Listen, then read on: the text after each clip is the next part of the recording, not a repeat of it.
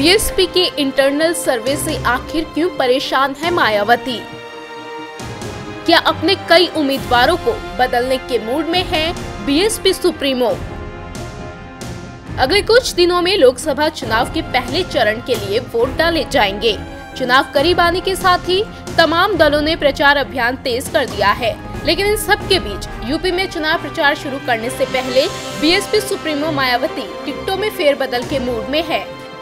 यही वजह है कि उन्होंने बाकी उम्मीदवारों की लिस्ट जारी नहीं की है। खबर है कि पार्टी के इंटरनल सर्वे ने मायावती की सियासी गणित को बिगाड़ कर रख दिया है। दरअसल बीएसपी ने एक इंटरनल सर्वे कराया है, जिसमें पार्टी के कई प्रत्याशियों के चुनाव हारने की आशंका जताई गई है। बीएसपी के एक बड़े नेता ने नाम नहीं बताने की शर्त पर बताया कि एक एजेंसी की ओर से कराए गए सर्वे में कई चौंकाने वाली बातें सामने आई है। इस सर्वे के बाद से मायावती अपने उम्मीदवारों पर सर्जिकल स्ट्राइक करने की तैयारी में है। खबरों की माने तो बीएसपी ने कम से कम 7 से 8 टिकट बदलने का फैसला किया है। कहा जा रहा है कि पूर्वांचल की कई सीटों पर बीएसपी को हार मिलती दिखाई दे रही है।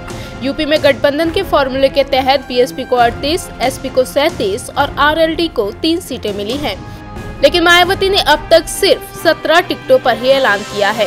बीएसपी सूत्रों से मिली जानकारी के मुताबिक प्रियंका गांधी के पॉलिटिक्स में आने के बाद से पूर्वांचल की कुछ सीटों के समीकरण बिगड़ गए हैं।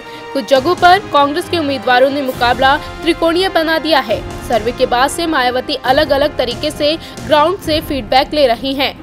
हालांकि मायावती कैसरगंज सीट समेत कई सीटों पर पहले ही 3-4 बार उम्मीदवार बदल चुकी हैं।